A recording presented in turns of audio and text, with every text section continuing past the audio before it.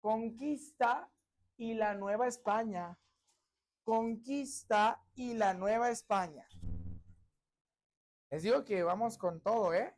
Ya acabando febrero, ya acabamos Historia de México. No, como así, a finales de febrero.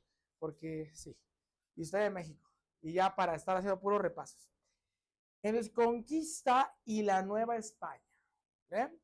Bueno, vamos a mencionar un poquito acerca del horizonte histórico, ¿vale? Porque normalmente esto lo daba en dos clases distintas, pero ahorita los veo muy motivados. Digo, no, hay que aprovechar esta motivación, ¿sale? ¿Vale? Y hay que ver de una vez el siguiente tema, ¿sale? ¿Vale? Entonces, ¿cuándo se funda México Tenochtitlán? En 1325, viene el año en el examen, pero si a alguien le interesa la historia, fue específicamente el 13 de marzo. Entonces, cada 13 de marzo es aniversario de la fundación de la Ciudad de México Tenochtitlán. ¿Vale?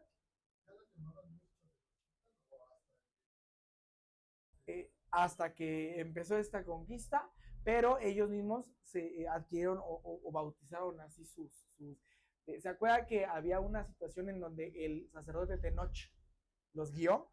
Entonces, con base en eso, fue la parte del nombre de México Tenochtitlán. ¿Vale? Vientos. Con esto inicia el horizonte histórico. ¿Vale? Acuérdense que los mexicas se convirtieron en un pueblo guerrero, ¿vale? Con un gran poderío político y económico. Fueron un gran imperio. Y vean, aquí lo puse, es porque viene en el examen. Los mexicas son considerados herederos de la grandeza tolteca teotihuacana. ¿Vale? Ya se los había puesto hace rato, se los puse otra vez aquí, es porque viene en el examen. Así viene. ¿Vale? Así viene, por favor. ¿Vale? Aquí hay una abundancia de códices durante el horizonte histórico. ¿Vale? Ocurre la conquista española entre 1519 y 1521, que es cuando acaba el horizonte histórico. O sea, el fin del horizonte histórico se da cuando acaba el mundo prehispánico, cuando nos conquista los españoles y cuando se funda la Nueva España. ¿Vale? ¿Y cuándo se da la caída de México Tenochtitlán? Pregunta de examen. Ahorita les voy a explicar cómo se da y todo el proceso, pero ¿cuándo se acaba o cuándo conquistan a México Tenochtitlán? El 13 de agosto de 1521. Pregunta de examen. ¿Cuándo cae México Tenochtitlán?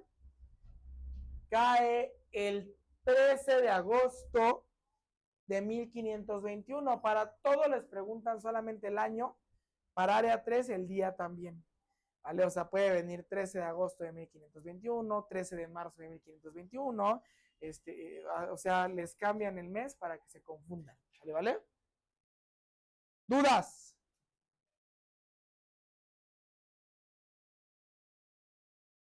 ¿Vamos bien? Perfecto. Seguimos. Contexto europeo. ¿Vale? O sea, estamos en México, pero es importante saber qué ocurría en Europa, ¿vale? Porque obviamente alguna razón tuvo que haber para que quisieran descubrir nuevas rutas o para que llegaran y nos encontraran, porque estábamos bien padres nosotros aquí sin ellos, ¿no?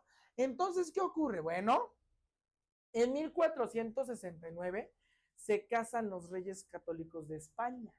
De ahí Isabel la Católica, ¿no? Hay un alumno en Tres que dice, como el metro, profe. Sí, hay un metro que se llama Isabel la Católica, ¿no? Entonces, en esta parte tenemos a Isabel de Castilla, mejor conocida como Isabel la Católica, que ella era la heredera al reino de Castilla. ¿Vale? Y tenemos a Fernando de Aragón, que era heredero al reino de Aragón. Cuando se casan, se consolida el imperio español y el poder de España crece. Esto fortalece la unidad política, económica y militar de toda la península ibérica. ¿Quiénes forman la península ibérica? Pregunta de examen. España y Portugal. Acuérdense, ¿quiénes forman la península ibérica? España y Portugal.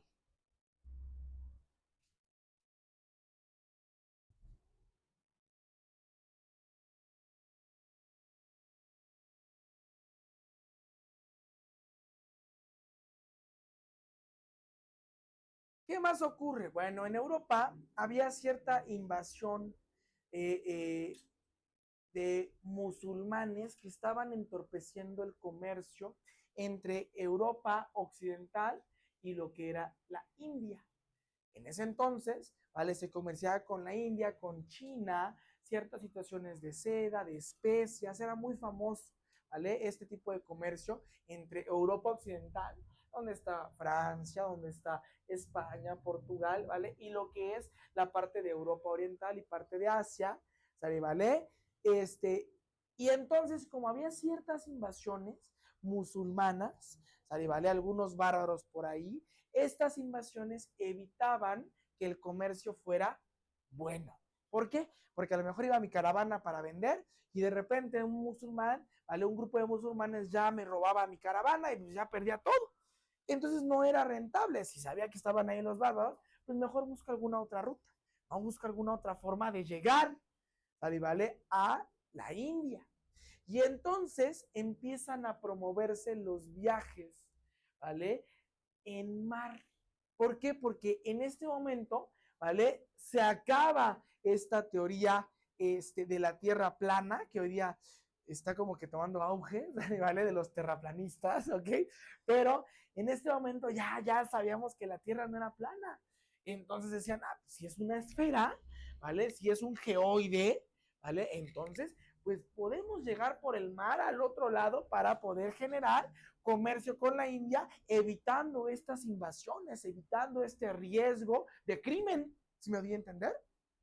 Y entonces empiezan, ¿vale? Cristóbal Colón a buscar nuevas rutas comerciales a partir de 1492. ¿Vale?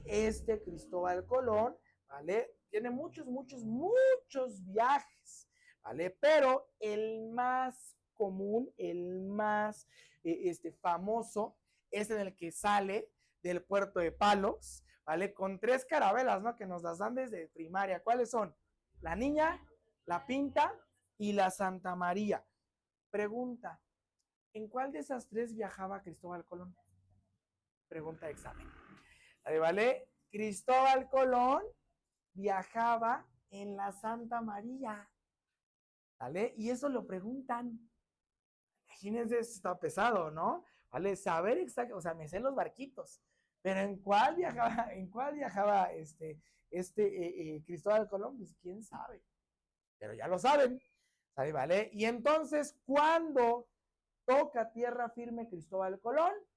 El 12 de octubre de 1492, pregunta de examen, es cuando se descubre América, mejor conocido como el Día de la Raza. Sin embargo, ahí les da un dato curioso. Cristóbal Colón realmente cree que llegó a las Indias. Por eso nos decían indios. Pero después, un fulanito por ahí llamado Américo Vespucio, ¿vale? De hecho, hubo muchos que viajaron, Fernando de Magallanes, Américo Vespucio, ¿vale? Américo Vespucio dice, caray, esto como que no parece la India, como que esto no es igual a la India.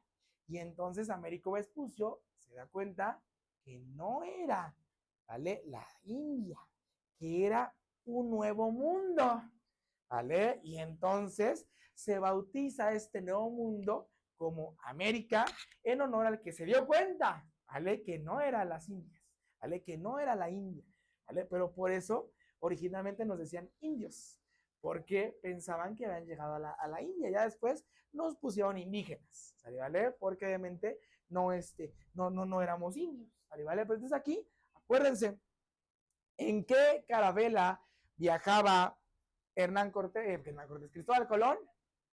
Santa María. Santa María. ¿Vale? Me estoy adelantando mucho. Y entonces, esa es pregunta de examen, ¿vale? Además, ojo, acuérdense que en esta época ya había salido en Europa una persona que había dicho, ¿qué rayos hacemos pagándole a la Iglesia Católica por nuestros pecados cuando la Biblia no dice eso? Y entonces, ¿qué se dio con esa? ¿Y quién fue? No, de Marx, fue del marxismo. Martín Lutero y Juan Calvino. ¿Y el que promovió? ¿La qué? Ese fue el que publicó la enciclopedia, fue Denis Diderot, con todas las ideas enciclopedistas. Él tradujo la Biblia, pero ¿cómo se llamó su movimiento? Fue junto con esa parte, pero tiene un nombre específico. Fue la Biblia la que tradujo. Entonces, se llama Biblia. Y la tradujo al alemán. La Reforma Protestante. Acuérdense, Juan Calvino, ¿vale? Y Martín Lutero fueron los que generaron la Reforma Protestante. Y entonces, ¿qué pasó? La Iglesia Católica que empezó a perder muchos fieles católicos dijeron, tienes razón, no, mejor yo interpreto la Biblia por mis propios méritos, y yo empiezo a creer en Dios, ¿vale? Como dice la Biblia, no como me indica la iglesia, la religión católica. Y entonces la iglesia católica dijo, ah, caray, ya no me conviene porque estoy perdiendo mucha gente. Salud. ¿Vale? Estoy perdiendo mucha gente. Y entonces, ¿qué lanza la Iglesia Católica? La Contrarreforma. Y junto con la Contrarreforma, que fue impulsada por la Iglesia Católica, decimos, ok, vamos a apoyar estos viajes siempre y cuando le den prioridad a evangelizar. Es decir, a convertirlos en católicos. Y entonces con eso se iba a sostener el liderazgo del Papa, y entonces los países que eran pero católicos así de a morir, ¿no? Católico por siempre. España y Portugal dicen, yo me doy la misión, ¿vale? De empezar a conquistar y además de evangelizar. Yo te voy a ayudar porque somos bien católicos así al 100%. De hecho, por eso a Fernando de Aragón y a Isabel de Castilla se les conoce como los Reyes Católicos, porque eran súper católicos a morir, o sea, hasta la muerte. Cosa que no pasaba con Inglaterra, ¿verdad? Porque Inglaterra o Gran Bretaña, Reino Unido, tenía Enrique VIII, que ¿qué religión fundó? La iglesia anglicana. ¿Vale? Que acuérdense que se quería divorciar y casarse con acá, y la iglesia católica no le dejó, y entonces su propia iglesia que él fundó le dice, sí te puedes divorciar, cásate por la iglesia, ¿no? Entonces le convenía, ¿no? Entonces, Reino Unido no era católico, no, nada que ver, ¿no? Francia tampoco. Francia, de hecho, cuando llega aquí, le exige al pueblo mexicano que respete la libertad de credo de los franceses, y México pues era súper católico, ¿no? Para que católicos por siempre. Entonces tampoco los dejó. Pero España y Portugal eran católicos a morir. ¿Vale? Dudas. ¿Vamos bien? ¿En casita vamos bien? Entonces todo esto pasaba, perfecto, todo esto pasaba en Europa, ¿no? Estábamos en plena situación del Renacimiento, ¿vale? Se estaba gestando la parte de la Ilustración, porque fíjense que la Ilustración es del siglo XVIII, y apenas estamos en 1469, 1492, o sea, apenas venía el Renacimiento, ¿vale? Apenas venía el Renacimiento, ¿vale? Venían esta parte de la parte racional, la parte humanista, estos viajes, que, ojo, Cristóbal Colón no era español. Cristóbal Colón era genovés de Italia. Pero pues ya saben, como todos los gobiernos, cuando una persona de su país propone algo, lo mandan muy lejos. Pero en Italia no apoyaron a Cristóbal Colón. Cuando Cristóbal Colón fue y le presentó sus propuestas a España, y España, teniendo de la mano esta parte católica, dijo, pues va, me agrada, te apoyo. ¿Ahí vale? ¿Dudas? Sigo. Ahí está. Y entonces, este descubrimiento de América, ¿vale? Se generó porque se generaba una situación de búsqueda de nuevas rutas comerciales a la India, ¿vale? Y entonces, miren, ya me adelanté. El 12 de octubre, ¿vale? De 1492, Cristóbal Colón, que nace en Génova, Italia, llegó a lo que hoy día conocemos como las Antillas en América, ¿vale? ¿Y cuáles fueron los barcos? La Pinta, la Niña y la Santa María, y el que estaba estaba bajo el mando de Cristóbal Colón fue la Santa María. ¿Vale, vale? Acuérdense, la Santa María estaba bajo el mando de Cristóbal Colón. ¿Dudas? Vale. ¿Profe, preguntan en los exámenes los otros barcos? No, nada más el de Cristóbal Colón. Bien, entonces, seguimos. Bueno, ¿qué ocurre? El descubrimiento de América y esta motivación de España y Portugal por ayudar a la Iglesia Católica a recuperar el liderazgo del Papa que se había perdido con la reforma protestante de Martín Lutero en Alemania, ¿vale? Pues motivó a España a mandar gente a conquistar ese terreno, ese territorio, ¿ok? Entonces, ¿vale? Empieza una situación de expedición a Cuba, ¿vale? Y en Cuba está por ahí Diego Velázquez. Diego Velázquez conquista el territorio de Cuba, ¿vale? Y empieza a hacerse desde sus terrenitos, empezar la parte de la economía, empezar a saquear para mandar a España, ¿vale? Y entonces, pues Hernán Cortés, que era por ahí favorito de la corona española, escucha por ahí que Diego Velázquez ya había generado un buen negocio en Cuba y parte a Cuba, llega a Cuba, pero Hernán Cortés y Diego Velázquez chocaban mucho. Tenían muchísimos problemas porque pues, los dos eran españoles, soberbios, querían los dos dirigir, los dos querían ser los que daban órdenes, y pues en una dictadura no puede haber dos dictadores. ¿Sale, vale? Entonces, Diego Velázquez le dice, ¿sabes qué? He escuchado por allá que más allá hay tierras mejores que esta. ¿Qué tal si mejor te vas? Te conviene. Obviamente porque Diego Velázquez se quería deshacer de Hernán Cortés. Después se arrepintió porque en efecto las tierras de más allá tenían mucha más riqueza que Cuba. ¿Vale? Y entonces, ¿vale? Hernán Cortés empieza una conquista partiendo de Cuba, ¿vale? En febrero de 1519. ¿Por qué? Porque escucha el rumor como que por ahí había un imperio, ¿vale? Con muchísimas riquezas. ¿Vale? Y entonces llega a las costas del Golfo de México en abril de 1519, ¿vale?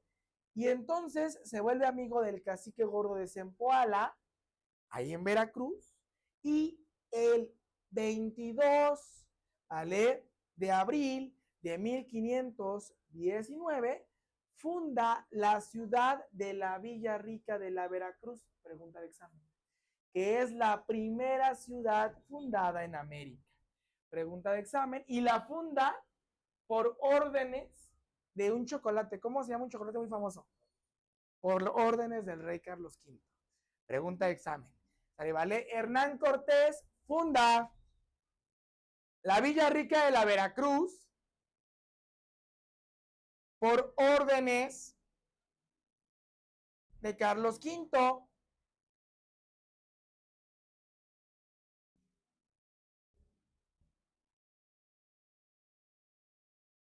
Y esta fue la primera ciudad en América. Pregunta de examen. Pues te preguntan el año, pero... No, pregunta nada más el nombre y quién dio las órdenes.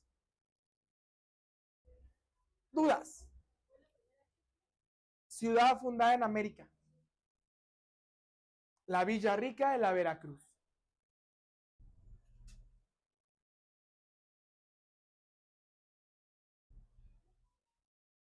Y entonces, después de fundar la Villa Rica de la Veracruz, por ahí empiezan a aumentar los rumores de que más para allá había un gran imperio lleno de riquezas, ¿vale? Con muchos metales preciosos, ¿vale? Que tenía muchísimas ciudades y que era un gran imperio, ¿vale? Y entonces empieza a tomar contacto con muchos indígenas que eran enemigos de los aztecas, ¿vale? Y los empieza a sumar a sus tropas, ¿vale? Preparándose para entrar, ¿vale? A México Tenochtitlán, ¿vale? Además, entre estas adquisiciones que tuvo, generó una muy famosa, la famosísima Malitzin, o Malinche, ¿vale? O Doña Marina. Esta fue una mujer náhuatl que fue entregada a Hernán Cortés como tributo, ¿vale? Ella se enamora de Hernán Cortés, ¿vale? Y le sirve a él de tributo, de intermediaria entre el conquistador y todo lo que es la parte de los pueblos indígenas. De hecho, ese es una de las causas por las que se genera o se acelera el proceso de conquista, porque tuvo una intérprete personal, ¿vale? Y de ahí el término de malinchista, ¿no? Porque la Malinche, a pesar de que era, de que era de aquí, de que era americana, de que había nacido en América y que hablaba náhuatl, ¿vale? Ella prefiere a Hernán Cortés por encima de su propia raza, de su propio pueblo, ¿vale? ¿Dudas? Obviamente cuando entras en contacto muy cercano con alguien, de alguna forma tienes que comunicarte, ¿vale? Entonces, poco a poco fue aprendiendo el español, ¿vale? ¿Vale? Bien, entonces, ¿bien dudas? Perfecto, seguimos. Ahí está. Bueno, ¿quién es el que recibe a Hernán Cortés? Pregunta de examen, Moctezuma II. Moctezuma II lo recibe porque había una leyenda que decía que Huitzilopochtli iba a venir, que iba a fortalecer, a bendecir su reino, su imperio, ¿vale? Y entonces lo estaban esperando, ¿vale? Y la leyenda decía que era una persona alta, güera, ¿vale? Y cuando ven a Hernán Cortés llegar en un caballo, y es güero, de ojos claros, no, pues aquí ya llegó Huitzilopochtli. Y entonces, ¿vale? Moctezuma II, ¿vale? En noviembre de 1519 recibe a Hernán Cortés en Tenochtitlán con los brazos abiertos, ¿vale? Lo genera como su huésped, ¿vale? Y entonces Hernán Cortés aprovecha esta situación tan hospitalaria que recibió por parte de los mexicas y toma prisionero a Moctezuma II. Lo encarcela en su propio palacio. ¿Vale? Lo toma prisionero y entonces, ¿qué es lo que ocurre? Bueno, lo que ocurre es que hay una situación de rebelión y de revuelta en Veracruz, ¿vale? Entonces Hernán Cortés tiene que irse a Veracruz para tratar de poner todo en orden y cuando se va, deja aquí a Pedro de Alvarado. Entonces, empieza por ahí a hacer de las suyas. Empieza a sacrificar a nobles, ¿vale? A tratar mal a los mexicas, y la gente empieza a molestarse. ¿Cómo es posible que después de haber sido un gran imperio, lleguen estos de quién sabe dónde y nos traten así? Y empiezan a levantarse en su contra, ¿vale? Empiezan a levantarse en contra de los españoles, ¿vale? Regresa Hernán Cortés y ojo, Hernán Cortés, ahí va un dato importante, de Veracruz trae a un enfermo de viruela, ¿vale? Trae a un enfermo de viruela. Y en México Tenochtitlán no había vacuna para la viruela, ni siquiera había medicinas ni cura. Exacta, o sea, ni siquiera había viruelas, ¿vale? Entonces, trae de Veracruz la viruela, ¿vale? Y ese es un punto clave por lo que empieza una devastación bien fuerte en México Tenochtitlán, porque muchos mueren, muchos mueren. Hay una epidemia. No fue pandemia porque no fue en todo el mundo, fue una epidemia porque fue en esta región, ¿vale? Entonces, regresa Hernán Cortés, manda a Moctezuma II a calmar a los mexicas, y los mexicas le dicen: eres un traicionero, un traidor. ¿Cómo es posible que tú estés sirviendo a estos que nos están matando, violando, golpeando, masacrando? ¿Cómo se te ocurre? Y entonces lo desconocen, incluso lo matan. matan a Moctezuma II y sube al poder el buen Cuitláhuac. Y con Cuitláhuac al frente se levantan los mexicas y vencen el 20 de junio de 1520 a los españoles. A ese evento histórico en el que los mexicas vencen a los españoles se les conoce como la Noche Triste. ¿Por qué, profe? Porque quien gana las guerras cuenta la historia. Y el que ganó aquí fue España. Y España cuenta esa parte histórica como la Noche Triste porque fue triste para ellos. Porque ellos perdieron, nosotros ganamos. Entonces, Cuitláhuac logra sacar a los españoles en la Noche Triste, pregunta de examen, ¿vale? ¿Cuál fue la rebelión, ¿vale?, que inició Cuitláhuac con la que sacan a los españoles de México Tenochtitlán? La Noche Triste o Victoria Mexica, pero en el examen viene como la Noche Triste, ¿vale? Porque así, o sea, históricamente así viene, ¿no? Así está, porque pues bueno, los que ganaron fueron los españoles. Y acuérdense que la historia siempre la escribe el que gana, ¿no? Pero ¿qué creen? ¿Qué quedamos que se trajeron de Veracruz? Viruela. Entonces, Cuitláhuac se enferma de viruela. Y no había cura. Entonces, Cuitláhuac muere de viruela. Al morir de viruela, sube al poder Cuauhtémoc, último tlatoani mexica. Pregunta de examen. ¿Quién es el último tlatoani mexica? Cuauhtémoc. ¿Y quién es el tlatoani que muere de viruela? Cuitláhuac. ¿Vale, vale?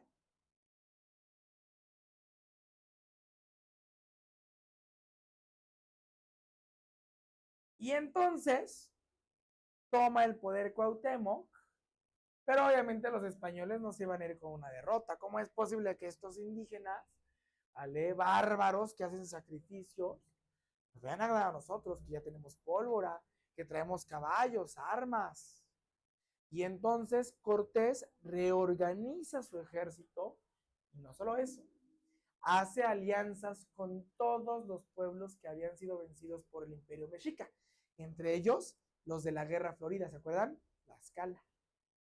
Entonces los tlaxcaltecas se le unen a Hernán Cortés, los tlaxcaltecas se le unen a Hernán Cortés, que eran vecinos de los mexicas y eran sus super enemigos. Acuérdense que quedaron bien enojados de la Guerra de Florida. Entonces, este Cortés, junto con los tlaxcaltecas, empieza a sitiar nuevamente México Tenochtitlán, ¿vale? Empieza a cortar, ¿vale?, el suministro de agua, ¿vale? Empieza a generar pérdida de cosecha, hambrunas. Aunado a eso, se estaban muriendo por viruela y aún así todavía no caía la ciudad. O sea, la ciudad después de esto empezó en una situación de empobrecimiento, ¿vale?, de devastación, ¿vale? Y aunado a esto, pues que los españoles tenían pólvora, tenían armas, tenían caballos. Bueno, pues el 13 de agosto de 1521, pregunta de examen, agotados por el hambre y por las enfermedades, los mexicas se rinden y Hernán Cortés toma la ciudad de México Tenochtitlán. ¿Vale? Y ahí es cuando hay un mito, ¿no? Por ahí que toman prisionero a Cuauhtémoc y lo torturan, ¿no? Le queman los pies para que les dijera la ubicación del tesoro mexica, pero pues él nunca la reveló, no, al contrario, dicen algunos historiadores que se burla de ellos, que estando con los que le están quemando los pies y él burlándose de ellos les dice, ay, esto es como una situación de un agua termal, ¿no? ¿Qué clase de agua termal es esta? Porque pues, lo estaban quemando, ¿vale? Lo matan, lo torturan y él nunca dice nada, ¿sale? ¿Vale? Y entonces es lo que dice, ¿no? Que eran, los historiadores dicen que los mexicas eran muy orgullosos, eran muy fuertes y que jamás se doblegaban ante nada, que eso fue lo más difícil de evangelizarlos, que eran tan orgullosos, tan fuertes de carácter, que la única forma de evangelizarlos muchas veces era dominando su espíritu, porque su fortaleza física no lo podían hacer. ¿Vale? ¿Dudas de esta parte? Perfecto. Y entonces, ¿cuáles fueron algunas causas de la conquista de México y Tenochtitlán? Esa es pregunta de examen. Primero, la diferencia tecnológica. No, acuérdense, los españoles ya tenían armas de fuego y caballos. Nosotros no. Nosotros éramos fuertes, teníamos arcos, alguna situación de picos, pero no tan avanzados como la parte tecnológica de España. La otra, el sometimiento de las poblaciones de la región, es decir, todas las alianzas que los españoles hicieron, entre ellos la más importante y la que más viene en los exámenes, la de los tlaxcaltecas, porque acuérdense que son los que quedaron, digamos que enojados por la guerra de Florida. Entonces, esta alianza que hacen los tlaxcaltecas con los españoles para vencer a los mexicas es símbolo de la conquista. ¿Vale? Y finalmente, las creencias de los pueblos americanos, en donde los hombres rubios iban a ser encarnaciones de Huitzilopochtli y de Quetzalcóatl, de los dioses. Eso hace que los reciban, pues totalmente, de una manera hospitalaria. ¿Vale? O sea, desde ahí, desde que ya no pusieron fuerza, ¿vale? Y los dejaron entrar de lleno, pues obviamente fue una ventaja para los españoles. ¿Vale? ¿Cuáles fueron algunas consecuencias? Pues que desaparece el imperio mexica y fue reemplazado por un virreinato, el primer virreinato, que es el de la Nueva España. No es el único. España tuvo aquí varios virreinatos, el de La Plata, el del Perú y el de la Nueva España, y Portugal tuvo un virreinato, el de bueno, hoy día es Brasil, ¿vale? Es Brasil, ahí fue donde estuvieron gobernando, colonizaron los portugueses.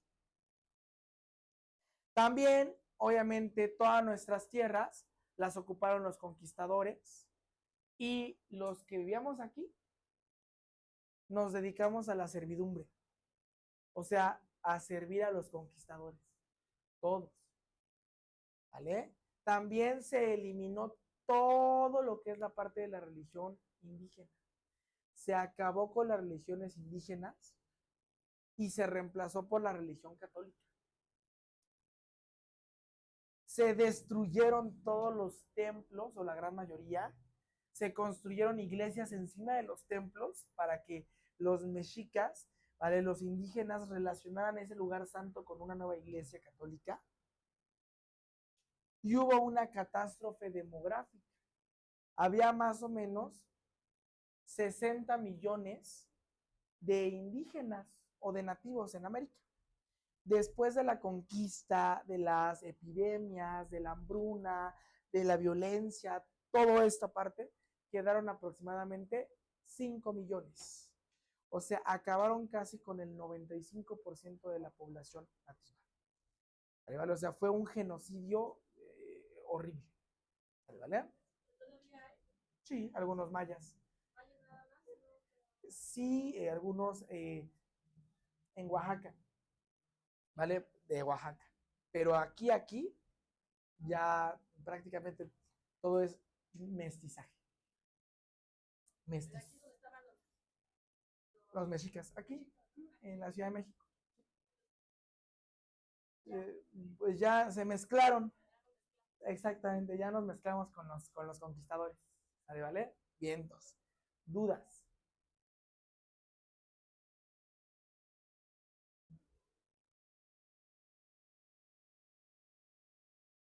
Vale, seguimos. ¿No? Dudas. ¿En casita vamos bien?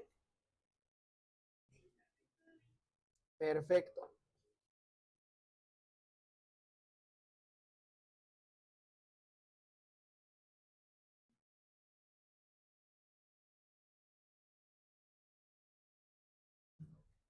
Perfecto, seguimos.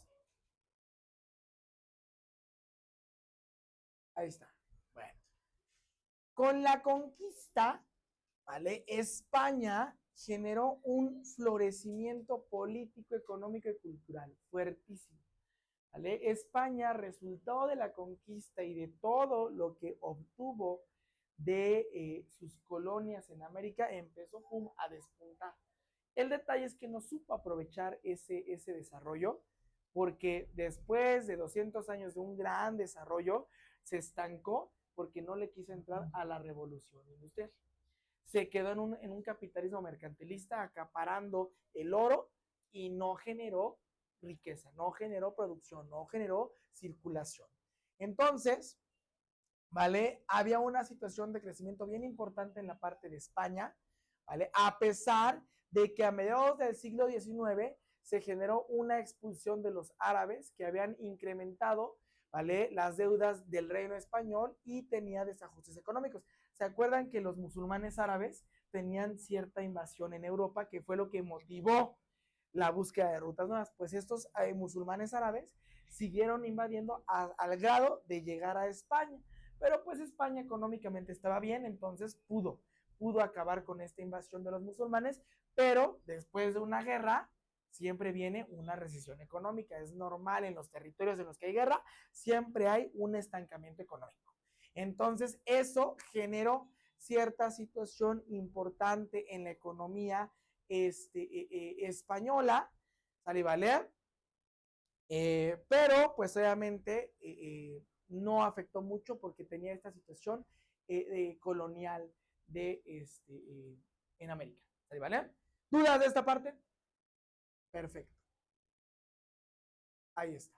Bueno, ¿cómo comenzó la Nueva España? Acuérdense que la Nueva España es cuando cae México Tenochtitlán y ya nos conquistó España. Bueno, la Nueva España tuvo como primer gobernador Hernán Cortés.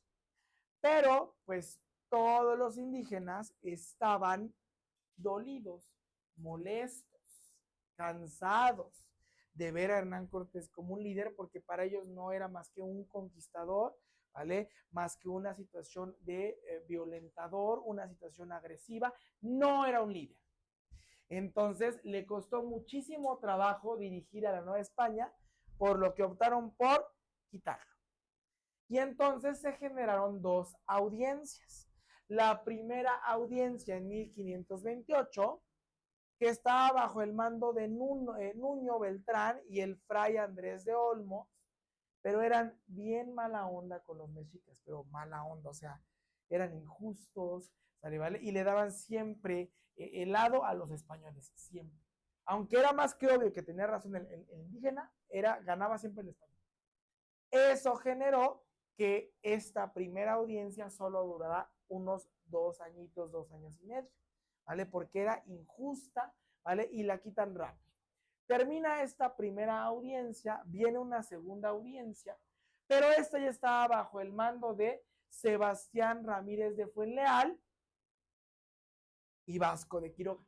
De hecho, Vasco de Quiroga fue autor o es autor de muchos libros de historia que narran la vida en la Nueva España.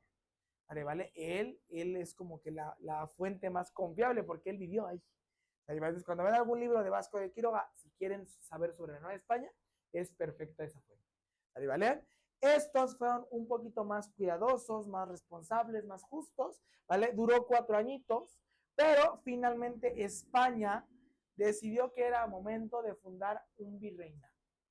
Es decir, de mandar a un virrey, a un gobernador para la Nueva España.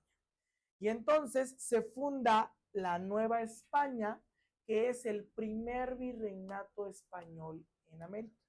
Pregunta de examen. ¿Quién es el primer virreinato español en América? La Nueva España, en 1535. ¿Y quién fue el primer virrey de la Nueva España?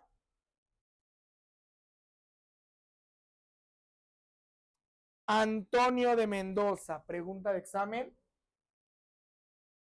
primer virrey de la Nueva España, Antonio de Mendoza.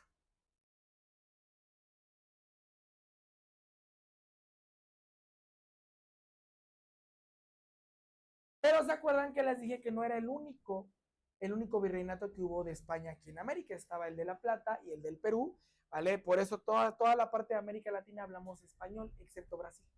Brasil habla portugués porque fue una colonia portuguesa, ¿vale? Todos los demás hablamos español porque fuimos virreinatos españoles. Entonces, para poder controlar todas las colonias o todos los virreinatos que tenía España en América, se fundó el Consejo de Indias. Este Consejo de Indias era como un organismo internacional que se encargaba de regular, de legislar, de crear leyes, de establecer justicia, ¿vale? Para las colonias o para los virreinatos de España en América, ¿vale? El rey de España era el que tenía, el que designaba a los líderes del Consejo de Indias, que tenía facultades legislativas sobre toda América. Nombraba virreyes, gobernadores, oidores, jueces, ¿me voy a entender? O sea, desde el Consejo de Indias nos mandaban o le mandaban a todos los virreinatos su respectivo rey, sus respectivos gobernadores, oidores, jueces, entre otros. Dudas. Les pregunta de examen. Organismo encargado de regular la vida en las colonias españolas en América, Consejo de Indias. Organismo encargado de regular la vida en las colonias españolas de América, en las colonias españolas en América, el Consejo de Indias. ¿Sí? De regular la vida en todos los virreinatos españoles en América, el Consejo de Indias. No, a usted. ¿Vamos bien? Con confianza, dudas. Porque es que ya vamos casi 600 años, ¿no? Porque digo yo, se fundó en 1325 México Tenochtitlán y estamos hasta 1535. Ya vamos 200 años, ¿eh? Vamos por los 100 más. Vale, vale, seguimos. Ahí está. Bueno, fíjense, ¿cuándo se funda el primer virreinato? Se funda en 1535. ¿Quién fue el primer virrey? Antonio de Mendoza. De aquí son dos preguntas de examen. La primera, ¿cuándo se fundó el primer virreinato, que es el virreinato de la Nueva España? En 1535. Y la segunda, ¿quién fue el primer virrey de la Nueva España? Antonio de Mendoza. Este virrey, que era el representante personal de la corona española, era el que estaba a cargo de todo lo que es la Nueva España, y tenía ciertas situaciones en cuanto a la administración colonial, que estaba representada por la Real Hacienda, los consulados y las alcaldías. Teníamos la parte de la legislación, donde estaban las leyes de Indias, establecidas por el Consejo de las Indias, los decretos establecidos por el virrey. De hecho, esa es la diferencia entre un decreto y una ley. El decreto lo da el del Poder Ejecutivo y la ley los legisladores, ¿no? Ya los que se dedican a hacer leyes y ciertas ordenanzas. Y la parte de justicia la generaba los tribunales y órganos judiciales y el Tribunal del Santo Oficio en 1571. Pregunta de examen. El Tribunal del Santo Oficio es equivalente a la Santa Inquisición en América y se encargaba de castigar actividades paganas y herejías. ¿Qué es eso? Cualquier tipo de práctica que no fuera católica es una herejía, es una actividad pagana, se tiene que castigar. O sea, si veían a alguien rezándole a Quetzalcóatl o rezándole a Huitzilopochtli, ¿vale? Era una herejía y lo castigaban, lo torturaban, ¿vale? De hecho hay un museo, y muchos van al museo por el morbo de ver cómo torturaban a la gente, ¿no? Entonces, Ese museo es el Museo de la Tortura. Yo nunca he ido, porque me da, mande, el de la Santa Inquisición, no me gusta, me da ansiedad. Pero, mande, en Europa. La Santa Inquisición estaba en Europa en general.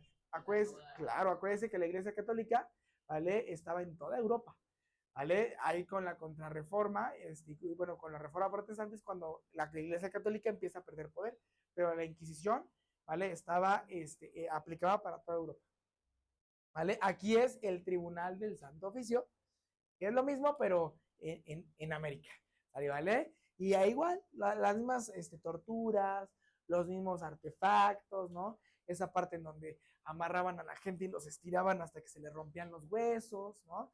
Ese tipo de torturas eran muy comunes para castigar herejías o actividades paganas, ¿vale? Hoy día ya no, legalmente, ¿vale? ¿Dudas? ¿Vamos bien? ¿A los qué? ¿A los que qué? Sí, a los sí, porque eran los únicos herejes para ellos. Herejes o paganos. En Europa era parejo a los que no pertenecían a esta parte, pero aquí era principalmente a los indígenas para obligarlos a convertirse a católicos. De hecho, esta es una de las estrategias que se utiliza para obligarlos de manera voluntaria a ser católicos. ¿Vale? ¿Dudas? Exactamente. ¿Vale? ¿Dudas? Sí.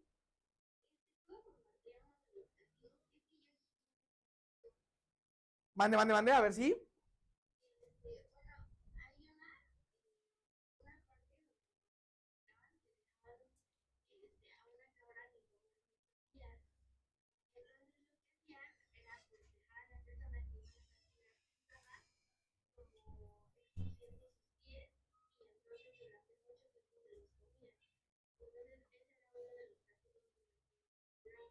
¿La cabra se comía los pies del castigado?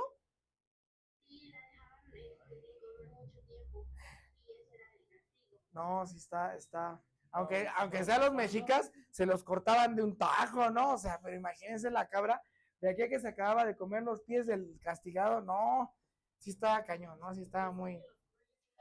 Y decían que nosotros éramos los crueles, o sea, que éramos los salvajes, ¿vale? Vientos, bien, gracias. Samara, ¿verdad? Vientos, dudas. Ahí está. Y entonces la conquista espiritual. Bueno, aquí hay algunas de las bellas imágenes que representan los métodos tan pedagógicos, ¿no? Y civilizados, porque ellos eran los civilizados, nosotros éramos los salvajes. Entonces aquí están algunos de los métodos que utilizaban para convertirnos voluntariamente a la religión católica. ¿Vale? Entonces, la prioridad para la corona española fue evangelizar. Es decir, nos iban a salvar nuestra alma, ¿vale? Y para eso nos tenían que convertir en católicos, ¿vale? Entonces, el Papa Alejandro VI fue el que autorizó a España, ¿vale? Y a Portugal a emprender la conquista a condición de evangelizar a los nativos. ¿Vale? Se firma por ahí una bula y un contrato papal, ¿vale? Para asignar a partir de un meridiano a la izquierda le tocaba a España y de un meridiano a la derecha a Portugal. Por eso Brasil le tocó a Portugal. ¿Vale? Entonces se mantuvo esta evangelización, ¿vale? Y además también la evangelización, la conquista espiritual fue otra de las formas con la cual los españoles lograron someternos. Acuérdense que teníamos una situación de orgullo, de fuerza muy, muy, muy grande, y el decirnos que lo que creíamos era falso fue una forma de hacernos dudar de nosotros mismos, ¿no? Y de someter espiritualmente a los mexicas. Entonces, doblegaban la conciencia y las creencias de un mexica, doblegaban todo lo que es. Así de fácil.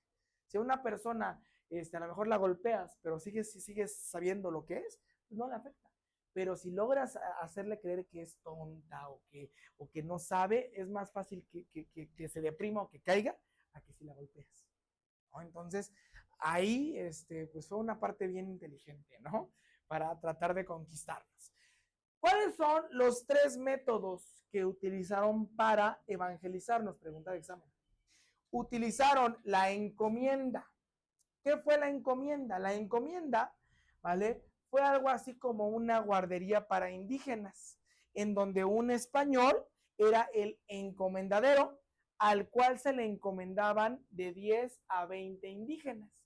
Él tenía que educarlos en las costumbres de la Iglesia Católica, darles trabajo y alimentarlos.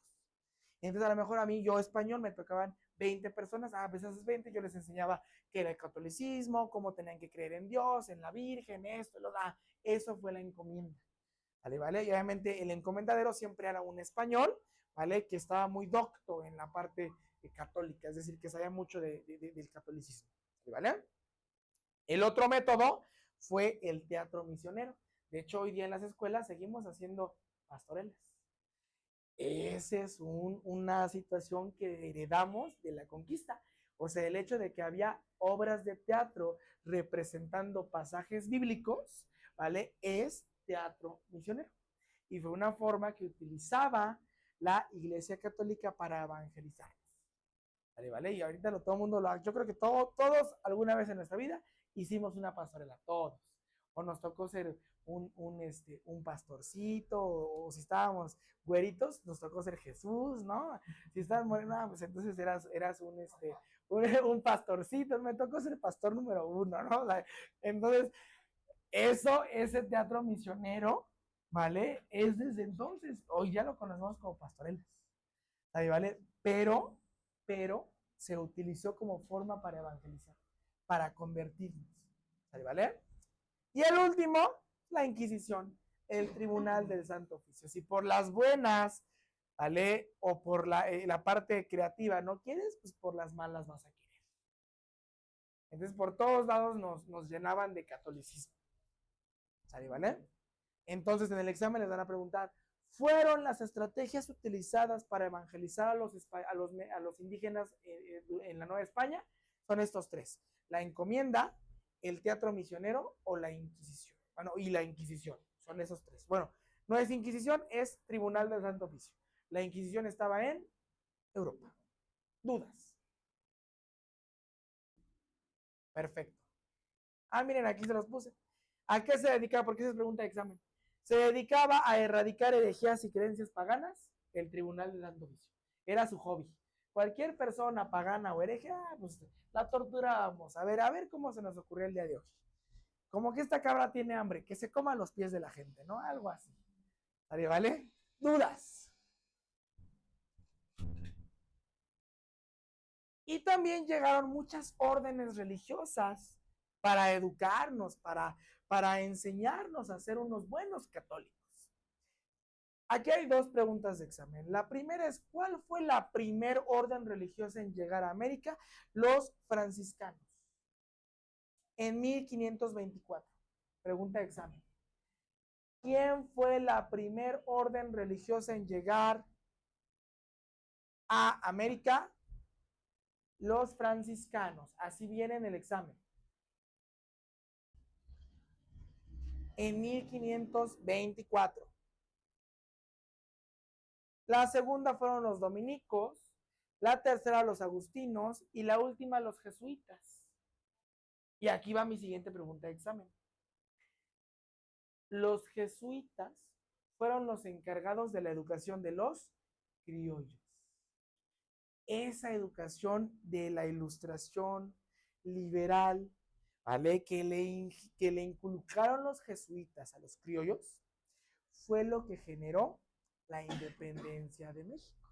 Por eso es tan importante. Acuérdense, los que se dedicaban a la educación de los criollos fueron los jesuitas. Claro que sí. Orden religiosa dedicada a la educación de los criollos, jesuitas.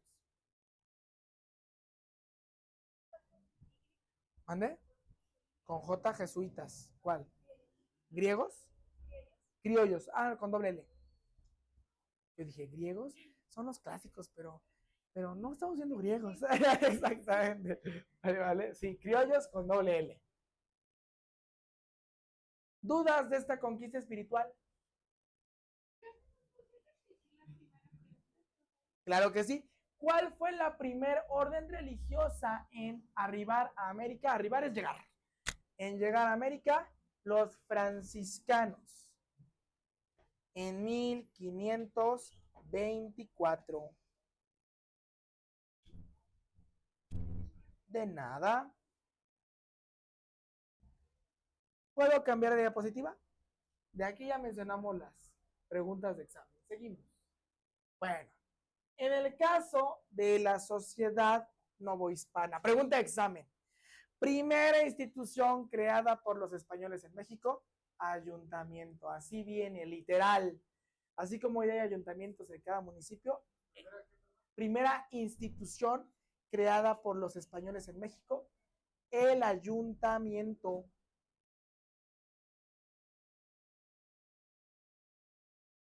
Repito, pregunta de examen para todos. Vienen todos los exámenes. Todos. Primera institución creada por los españoles en México, bueno, no España, ayuntamiento.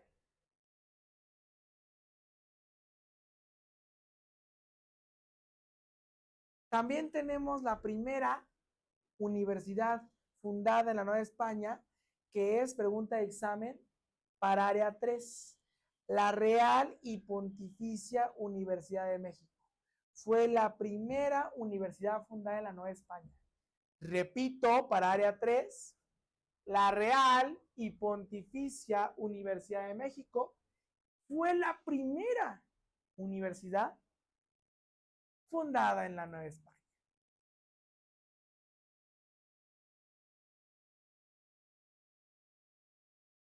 Y ahora pregunta para todos. Existieron dos instituciones importantes en la Nueva España. La primera fue la Academia de San Carlos, que fue una institución cultural para el arte.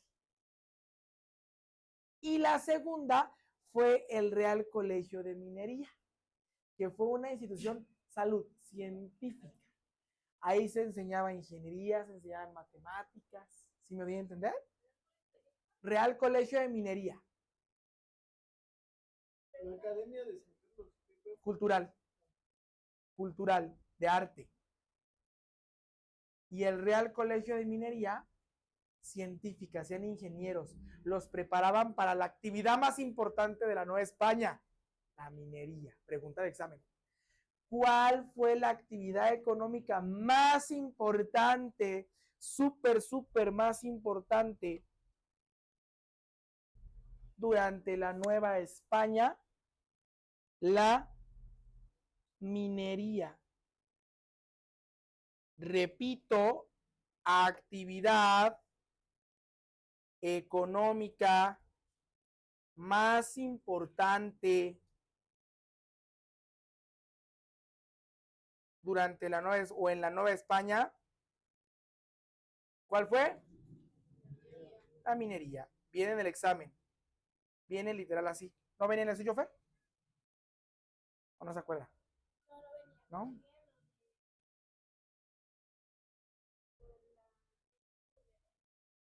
¿Mande? Ah, los métodos de Wagner. Esta, la que acabo de mencionar. Perfecto. Siempre vienen esas. Vale, vale. Acuérdense, ¿cuál fue la actividad más importante en la Nueva España? Minería. Ojo, dije la más importante, no dije la única. Porque luego es que dijo que no. Había obviamente agricultura, pesca, ganadería, pero la más importante fue la minería. ¿Ok? Porque luego me dicen, es que en este libro de sí, obviamente había de todas las actividades, pero la más importante fue la minería. ¿Dudas? En casita, dudas. ¿Vamos bien? Con confianza porque ahorita viene examen. Bueno, les voy a dar el beneficio de la duda. ¿Sale, vale? Seguimos. Ahora, instituciones económicas de la Nueva España. Una buena noticia. Esto solamente viene para área 3. ¿Sale, vale? La verdad. ¿Sale, vale? Estas solo vienen para área 3, no vienen ni para Comitems. ¿Vale? Ahorita les voy a decir, hay una que viene para todos, pero las 5 vienen como preguntas para área 3. Pero no sé cuáles vengan del examen. Puede ser cualquiera. ¿Vale? ¿Vale? Entonces, primero, la alcabala. La alcabala es el equivalente al IVA. Todo tiene IVA hoy día. En este momento era alcabala. La alcabala fue una renta o un impuesto que se cobraba sobre el valor de todas las cosas que se vendían o que se permutaban. Dígase bienes muebles o bienes inmuebles. Todo en la Nueva España tenía una alcabala. ¿Vale? ¿Vale? Y este es el impuesto que se generaba a las ventas, a cualquier tipo de transacción, ¿vale? ¿Vale? Que se generaba, ¿vale? Era la alcabala. ¿Cómo viene en el examen? ¿Vale? Impuesto aplicado a cualquier tipo de transacción durante la Nueva España, alcabala, cantante. ¿Vale? ¿Vale? Hoy día es como el IVA. Ese solo viene para área 3. Impuesto que se asignaba a cualquier tipo de transacción mercantil durante en la Nueva España, la alcabala. Otro era el quinto del rey o el quinto real. El rey, por el simple hecho de ser rey, ya le tocaba algo. Entonces, si una persona tenía la suerte de encontrar un tesoro en su tierra, el 20% o la quinta parte de todo el tesoro era del rey. O sea, si yo encontraba 1000 tiritas de oro en mi tierra, 200 ya eran para el rey. La manera no sé, sí, todavía aplica, no nada más que se llama diferente, ¿verdad? Pero sí, ahorita ya se llama impuesto sobre la renta. ¿Sabe? Exactamente, pero sí, es el 35, ahorita solamente es el 20, era más buena onda, ¿no? Entonces, el quinto real o el quinto del rey era el 20% de cualquier tesoro descubierto, ¿vale? O sea, si yo me hacía de 1000 metros cúbicos de plata, 200 metros cúbicos para el rey. La quinta parte. Por eso era la quinta. Pregunta de examen para área 3. Acuérdense, la quinta parte o el 20% del tesoro descubierto era para el rey. Siempre. ¿Vale? Luego tenemos la Real Hacienda. Ese es para todos. La Real Hacienda era el organismo encargado de cobrar todos estos impuestos, ¿no? Cualquier parecido con la actualidad es mera coincidencia, ¿vale? Entonces, solo que aquí se llama la Real Hacienda. Y esta, repito, es el organismo encargado de recolectar todos los impuestos de la administración novohispana. Pregunta de examen. Organismo encargado de la administración de impuestos en la Nueva España, la Real Hacienda. De la administración y recolección de impuestos en la Nueva España, la Real Hacienda. Eso está bien fácil. Lo relacionan con Hacienda de hoy día. ¿Sabe, vale? ¿Dudas? Exactamente, sí. Nada. Y ahorita ya los obligan. En prepa ya los están obligando a sacar sus constancias, exactamente, y terminó la carrera. Para darte el título, la ventaja que yo acabé antes de eso. ¿Vale? Ahorita ya lo tengo a fuerza, ¿verdad? Pero cuando yo saqué mi primer título, era libre. A mí no me obligaban a nada. De hecho, tenía mi primer cédula, esa en físico. Ahorita las actuales ya son digitales. La última que saqué ya es digital, pero la primera la tengo así como mi credencial. Exactamente como la cartilla. ¿Vale? ¿Dudas? Estos otros dos son para área 3. ¿Vale? Entonces, suerte, ustedes pueden. Sí, sí, ahorita. Exclusivo de área 1. ¿Vale? La casa de contratación. La casa de contratación, ¿vale? Era el encargado, por ejemplo, hoy día a la Organización Mundial del Comercio. Se encargaba de regular el comercio internacional. Es decir, regulaba el comercio entre España y las colonias de la Nueva España, y extramar. ¿Sí me voy a entender? ¿Vale? Entonces, esta casa de contratación regulaba el comercio internacional y además de eso servía como escuela. Era una escuela para navegantes, los que se van a dedicar al comercio internacional, y para enseñarles a leer cartas de navegación, mapas. Es decir, en esta casa de contratación se regulaban los impuestos al comercio internacional y además se preparaba a las personas que se iban a dedicar al comercio internacional. Les enseñaban a navegar, les enseñaban a leer cartas de navegación, mapas, ¿vale? Les enseñaban cartografía. ¿Vale? Y ya. Y el último para área 3. Ese está bien feo porque viene solo una pregunta, pero ¿qué tal si les viene en el examen? Y ese acierto hace la diferencia, ¿no? El almojarifazgo. Hasta está feo.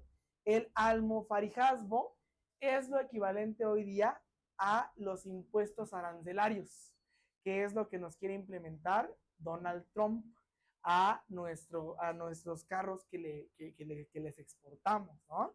Este almojarifazgo es un impuesto aduanero, es decir, se pagaba a las mercancías que ingresaban al Reino de España y que venían de diversos puertos, ¿vale? Es decir, cualquier situación que entrara como producto a España tenía un impuesto. A ese impuesto se le conoce como almojarifazgo, hoy día se llaman aranceles, impuestos arancelarios. ¿Vale? ¿Vale? Si se dan cuenta, no hay nada nuevo. Es lo mismo, nada más que cambió de nombre y cambió de valor. ¿Vale? ¿Vale? ¿Dudas? ¿Vamos bien? Ok, seguimos. Sistema de castas. Pregunta de examen. Como para todos, ¿cómo se organizaba la sociedad de la Nueva España? Mediante un sistema de castas. Es decir, de acuerdo a su origen racial. Si nacías negro, negro te morías. ¿Vale? En el bueno y en el mal sentido. O sea, un negro aspiraba toda su vida a ser esclavo. Por el simple hecho de ser negro, ya solo ibas a poder vivir como esclavo. Un indígena, por el simple hecho de ser indígena, solo aspiraba a la servidumbre, a servirle a los demás. Entonces, en la Nueva España había una tablita. Esta tablita generaba todas las posibles mezclas que podían generarse. Y existían los altapatrás, los cambujos, los chinos, ¿vale? Los mestizos, los castizos. Y en el acta de nacimiento, literal, venía tu casta. Y cada actividad ya estaba asignada para una casta específica. O sea que aunque le echaras ganas y quisieras aspirar a hacer algo más, no podías, porque habías nacido así. Entonces, este sistema de castas se caracterizó porque había una injusticia y un exceso sobre las castas más bajas bien marcado. O sea, si eras español o peninsular, porque los peninsulares se llamaban peninsulares por haber nacido en la península ibérica. ¿Y quiénes estaban ahí? España y Portugal. Entonces, hasta arriba estaban los peninsulares, ¿vale? Que eran españoles o portugueses. Pues acuérdense, si en el examen les preguntan por peninsulares, Los peninsulares son españoles nacidos en la península ibérica. Pregunta de examen.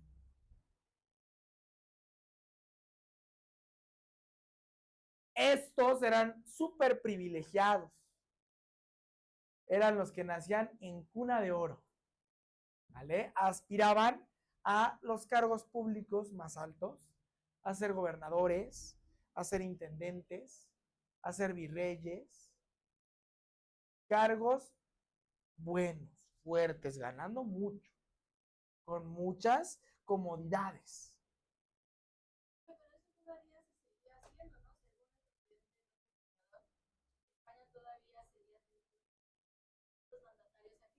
Presidentes beneficiaban a los españoles y de hecho todos están prácticamente la mayoría está en España, ¿no? Sí, Porque, de ahí Enrique Peña Nieto, ¿no? Con su palacio que se hizo ajá, y está viviendo ya. porque tenían, sí les daban todos beneficios a los españoles todavía, Peña Nieto aquí. A muchos extranjeros. A muchos extranjeros, pero dicen que precisamente más a los españoles y que de hecho pues ellos se consideran criollos y más que nada también porque pues no hicieron nada por el pueblo indígena. Exactamente, le daban nada más privilegio pues a la gente de la... Es esto exactamente, es esto, pero esto era más descarado, ¿no? Porque hasta en el acta ya te ponían, tú eres un mestizo y solo aspiras a ser mestizo. Aquí por lo menos ya aunque sea, estudias y ya eres ingeniero, ¿no? Eres licenciado, pues ya, a lo mejor gano el salario mínimo, pero ya soy ingeniero, ¿no? O sea, aunque sea, ¿vale? ¿Vale? Entonces se genera esta parte, ¿vale? Vivían en una situación intermedia, ¿vale? ¿Vale? O alta, ¿vale? Eran privilegiados, tenían cargos públicos y tenían derecho a la educación, ¿vale? ¿Vale? Debajo de los españoles teníamos a los criollos.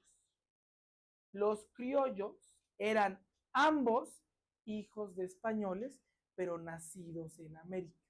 Ya por el simple hecho de nacer en América, ya valían menos que los que nacían en Europa.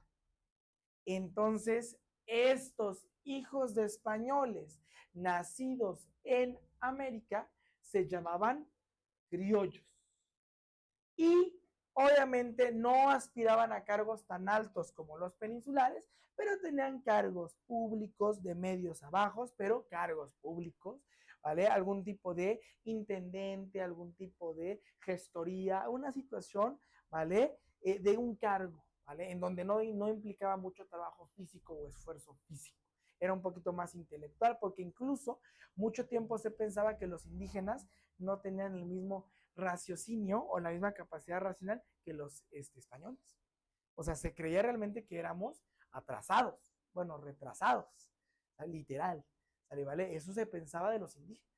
Ya cuando iban a Sor Juana y dijeron, ah, caray, oigan, esta sí que escribe y piensa, y ya como que empezaron, ¿no? Por eso cuando empezamos a ganar premios Nobel de literatura, premios Nobel de química, se sorprendía, ¿no? Porque se tiene la creencia de que en México y de que en América Latina no pensamos igual que en los demás países, ¿no? Y hoy día, si ven, por ejemplo, películas de Estados Unidos, pues nos dibujan con sombreros y hablando así, con burro, así, ¿no? Y no es cierto. Nosotros ya vemos gente que leemos, que nos gusta el arte, que nos gusta las matemáticas, la ciencia. De hecho, este año la Olimpiada Nacional o la Olimpiada Mundial de Matemáticas la ganaron los mexicanos. Entonces digo yo, o sea, sí hay, ¿no? Falta apoyarlo, ¿no? Si hay talento, ¿no? Solo falta apoyarlo y educarlo bien, ¿vale? Muy bien. Y entonces estos criollos, pues eran hijos de españoles nacidos en América. Luego, obviamente, a los españoles, pues a veces les gustaban algunas indígenas, ¿no? Y pues, pues tenían sus queveres, y de esos queveres nacían mestizos, ¿vale? Estos mestizos aspiraban a ser, obviamente, a lo mejor algún capataz, ¿vale? Algún jefe de mineros, jefe de obreros, ¿no? Porque pues ya como eras un mestizo, pues aspirabas un poquito más que un indígena, ¿vale? ¿Vale? Acuérdense, cuando teníamos un español que le gustaba una indígena y tenían un hijo, se generaba un mestizo, ¿vale? Este mestizo aspiraba a cargos como de capataz, como de jefe de alguna capitanía, como jefe de alguna situación de hacienda, ¿vale? ¿Vale? Los del pueblo, los nativos, los de América, éramos los indígenas, y los indígenas aspirábamos a la servidumbre, nada más. A trabajar como agricultores, como mineros, como sirvientes. ¿Vale? Y los negros, que desde entonces eran esclavos. Literal, los negros eran esclavos porque, o sea, físicamente los negros son más fuertes y más resistentes que los blancos. O sea, físicamente la piel oscura, para empezar, dura más. Envejecen más lentos que una persona güera. ¿Vale? Tanta melanina en los ojos los hace más resistentes a la radiación. ¿Vale? Y el hecho de que tienen una situación en mucho contacto con el sol hace que su piel sea más gruesa y que sus músculos sean más fuertes. Por eso a lo mejor un negro hace ejercicio 2 meses y ya se pone proponchadísimo. Y nosotros llevamos 5 o 6 años y apenas, ¿no? Y diario, ¿no? Y te suplementas y cuidas tu dieta. El otro apenas y come y está fuertísimo, ¿no? Entonces, biológicamente los negros son más fuertes. O sea, su raza es más fuerte. Entonces, eso lo veían los europeos y lo explotaron, ¿vale? Y entonces usaban a los negros como esclavos, ¿vale? Y desde aquí se los traían para acá, ¿vale? De hecho, algunos negros se reproducían con indígenas, con mestizos, y de ahí salían los cambujos, los altapatrás, los chicos, o sea, había un buen de castas, eran como 200 para cada tipo de posibilidad, de alternativa, ¿no? Que surgiera, ¿vale? Y entonces aquí es importante recordar que ¿quiénes educaban a los jesuitas, a los criollos? Los jesuitas. Entonces, los jesuitas que educaban a los criollos empezaron a generar una madurez intelectual en los criollos, al grado de que ellos ya se sentían orgullosos de haber nacido en América y se sentían con más derechos que los peninsulares, porque ellos sí habían nacido aquí y los peninsulares no. Y entonces poco a poco estos criollos fueron externando su inconformidad del sistema de castas, trayendo, ¿vale? Estos ideales liberales europeos, ¿vale? Que florecieron durante la Ilustración en Europa y que se los trajeron los jesuitas. ¿Sí me voy a entender? Y esta madurez intelectual que desarrollaron los criollos y la cual los hizo empezar a criticar el por qué rayos tú tienes más derechos que yo si yo nací aquí, se le conoce como criollismo. Ese criollismo, pregunta de examen, es una causa interna de la independencia de México. ¿Vale? Gracias a esta madurez intelectual. Por eso siempre que hay un movimiento, una guerra, siempre el líder es una parte intelectual que tiene que orientar, que dirigir, que liderar a los demás, a las masas, porque no todos tienen esta parte intelectual. En este caso, los criollos, aunque tenían ciertos privilegios, ellos veían injustas ciertas situaciones con el sistema de castas, ¿vale? Y ellos fueron los que empezaron el movimiento de independencia, ¿vale? De hecho, Miguel Hidalgo no era indígena, era criollo, y además era un criollo adinerado, ¿vale? Porque tenía su propia catedral, ¿vale? Y tenía dinero, mucho dinero, al grado de que para poder motivar a los indígenas a que se le unieran, les pagó, les ofreció un salario diario para que se fueran a pelear con él. O sea, no es como que tanto como nos lo pintan, ¿vale? Pero pues sí, en efecto, era una situación importante ahí, ¿vale? Entonces, este sistema de castas, pues a largo plazo iba a podrirse, iba a descomponerse, iba a dejar de ser funcional. Si el capitalismo neoliberal, que al menos estaba dejando algo, ya se acabó aquí en México, acabó por deshacerse, pues que realmente era mucho más injusto, también.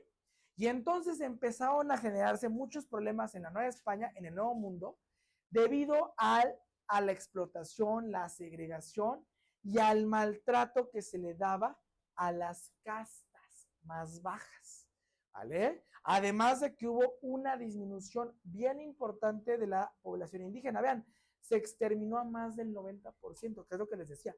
O sea, había 60 millones de pobladores en América antes de la conquista, y después de la conquista y con todo lo que se utilizó para evangelizarnos, quedaron más o menos 5 millones.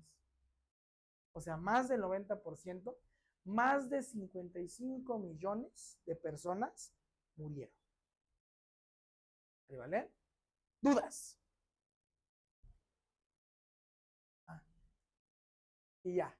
Pues ya acabamos, ¿no? Entonces, como ya acabamos, examen, exactamente.